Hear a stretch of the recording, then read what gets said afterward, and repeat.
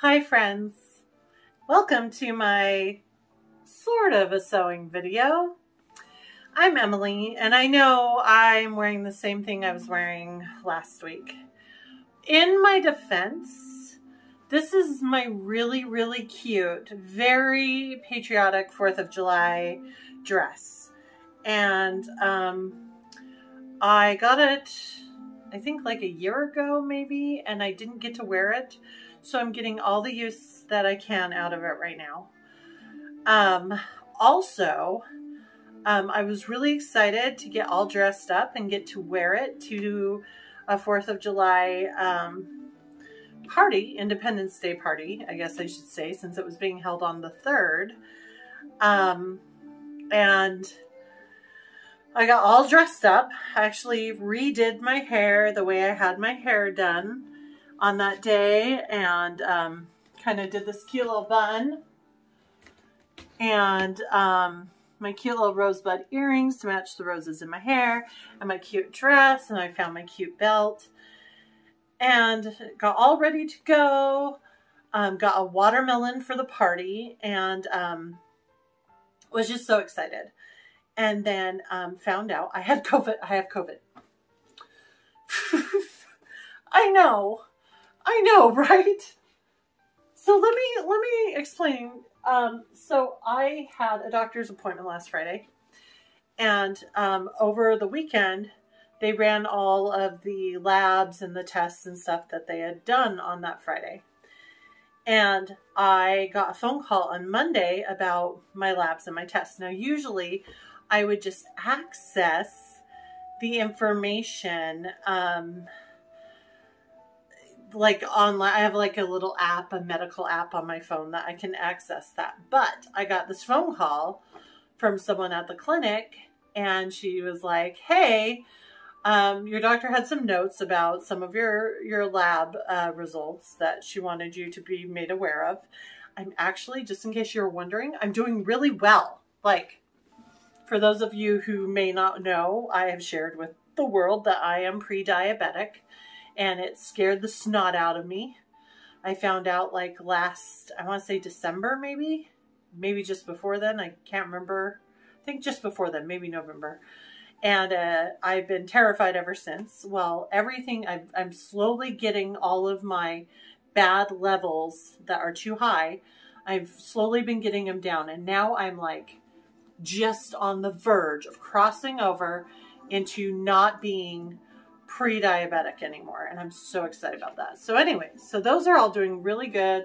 All my other levels are doing really good.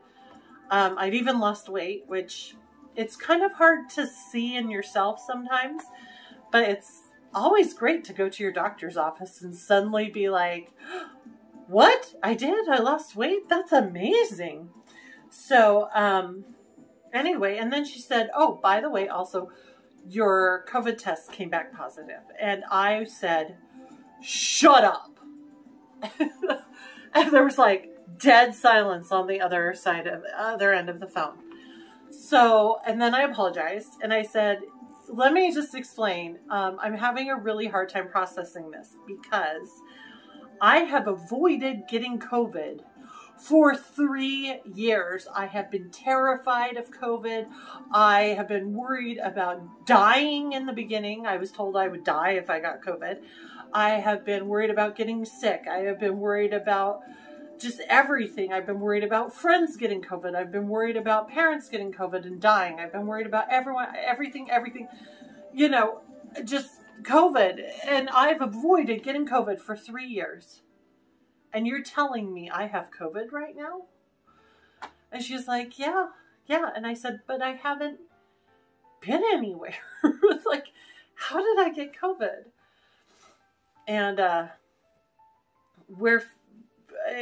I probably got it either from someone at the event I went to last Sunday, not a week from this past Sunday, or I got it from my husband, who got it from someone at work. And so as soon as he got home, I had him test, and he came up negative.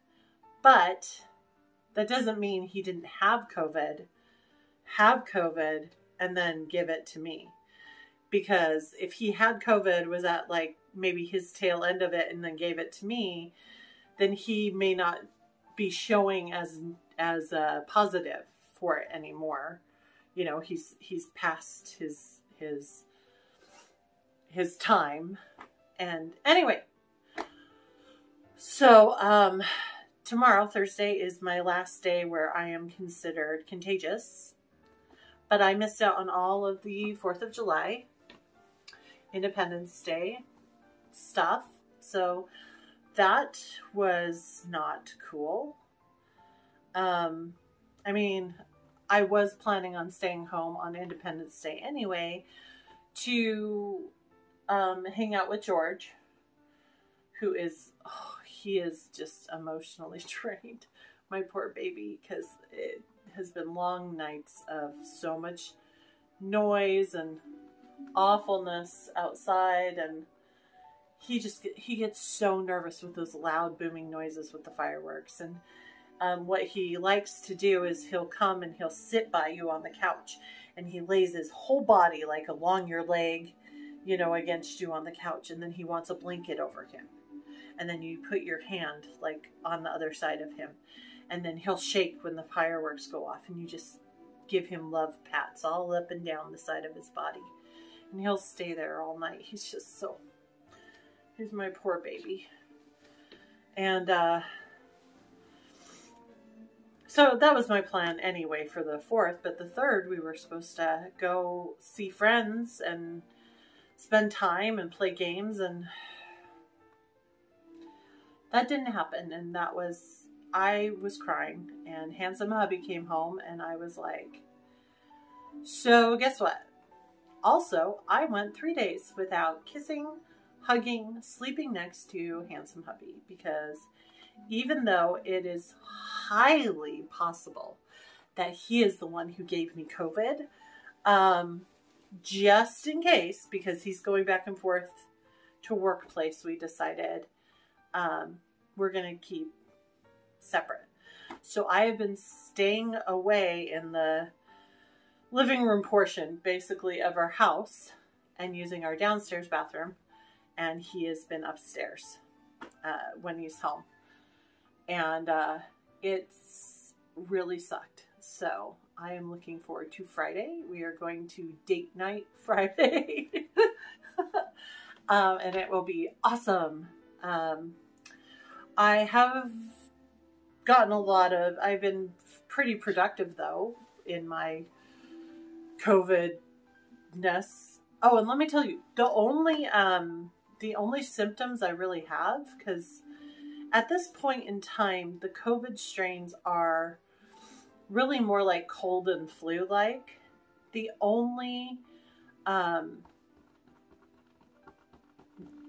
things I have is, which made my doctor actually think to look at my COVID test, is I've had a temperature, and I've been flushing heat on my forehead and cheeks for the past few weeks. Well, not few weeks, really the past like week. And I've gotten really, really tired in the afternoon, like so tired. I've been like, can't even, like literally cannot keep awake. She asked if I had any other symptoms, and now that I look back, it's possible that the symptoms that I thought were allergies could be COVID related. I don't really know, but I am kind of in awe that,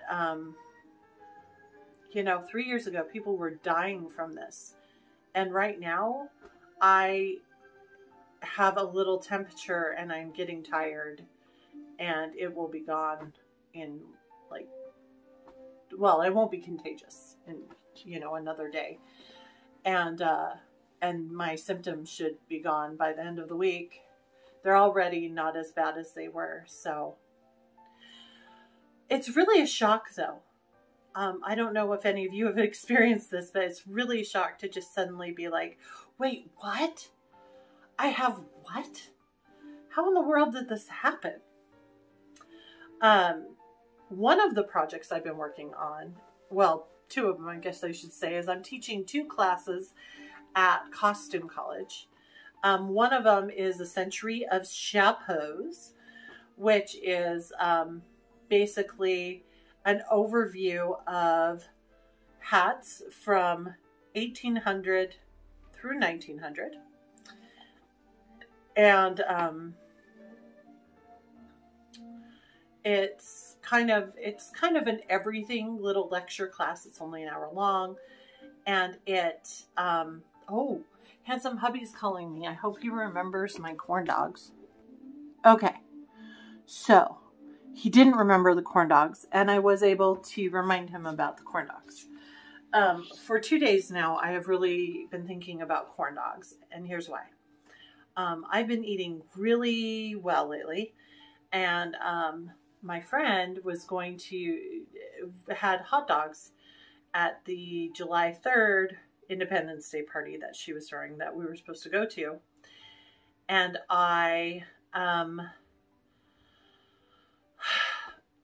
and we didn't go. So first I was thinking about hot dogs, and then I was thinking about corn dogs and how much I love corn dogs. So I decided I really wanted corn dogs. I love corn dogs, especially the ones with the honey in the batter. And then you make honey mustard and you dip them. Oh, so good. So good. Anyway, I was talking about my lecture class at Costume College. I hate saying lecture, that the class is a lecture, because I don't know about you, whenever I hear lecture, I envision like this old guy with a pipe and like a jacket with the patches on the elbows, speaking in a monotone, walking back and forth slowly in front of students who are falling asleep. Obviously I get that from movies and TV shows.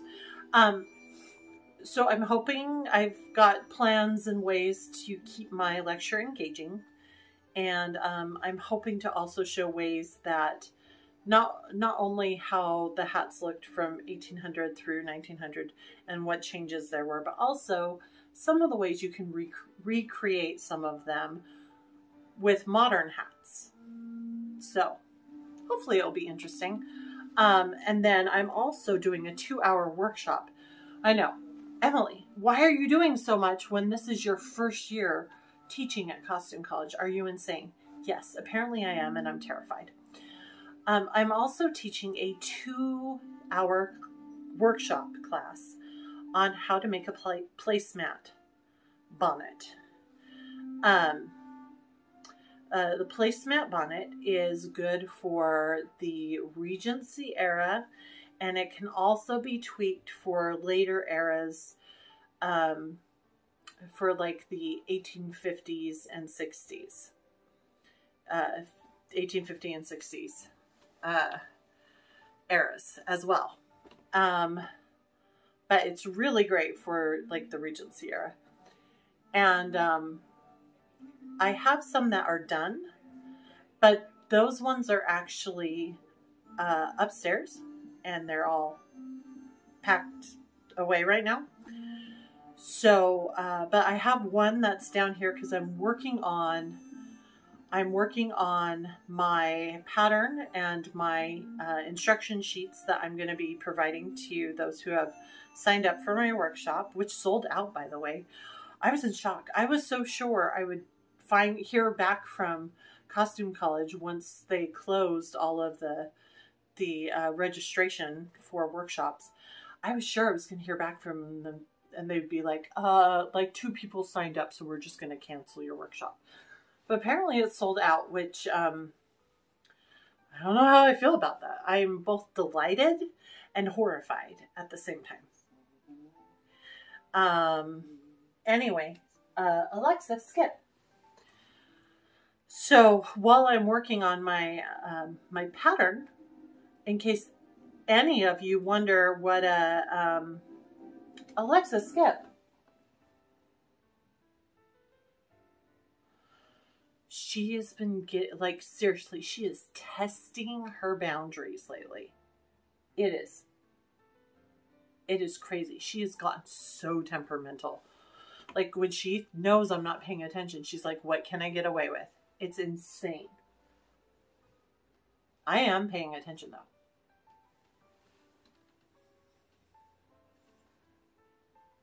Oh yeah. Anyway, so in case any of you were like, what is a placemat bonnet?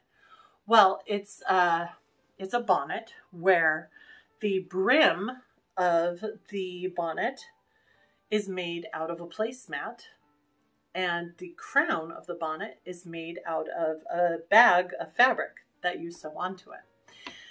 In case you're like, I'm not sure what that visual looks like, and I was like, I'm going to go dig for them upstairs, and then I didn't do that. So I'm going to find a way to show you really quick. I need a piece of fabric. Let's see here. What do I have? This won't work.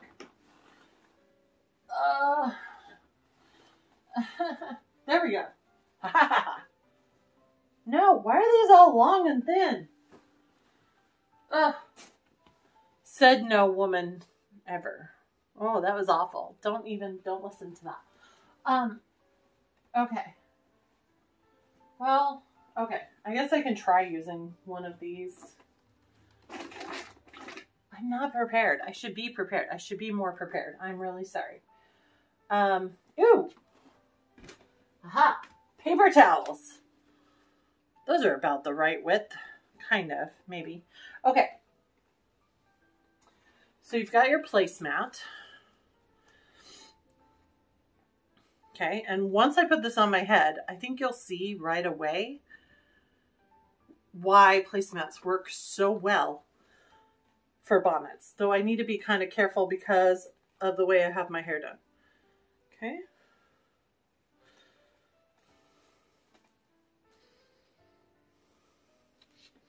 Okay, so already you can see my lovely hat brim. And then how you make the fabric bag to go up over. Anyway, after costume college, if anyone's interested, I will do, I'd be willing to provide my pattern and instructions and a little instructional message video. That's basically what everyone in the class got for the same price that people paid for at costume college. So I don't know. I don't know if anyone's interested, but anyway, I think it's really fun. I think it's going to be super fun workshop, really fun. I have some really fun activities while everyone's working on making their bonnets. I've got some Jane Austen activities and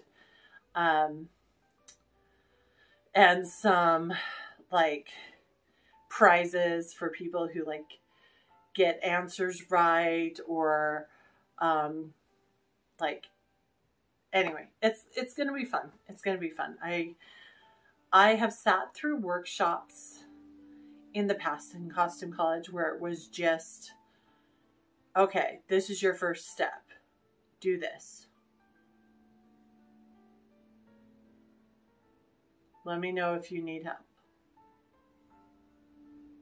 In a few minutes, we're going to move on to the next step. You know, I want to be engaging the entire time.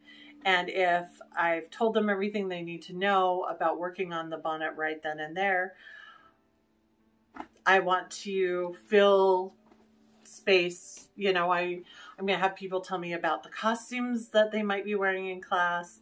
I've got quotes from the books that I'm going to like throw at people, and if they can tell me what book it's from, who said it, if they can like tell me the context, there's an extra special prize for the context. You know, I'm going to find our diehard Austin fans in the house. But it's not just going to be Austin. There's going to be some kind of just Regency era trivia in general too. I think it'll be really fun.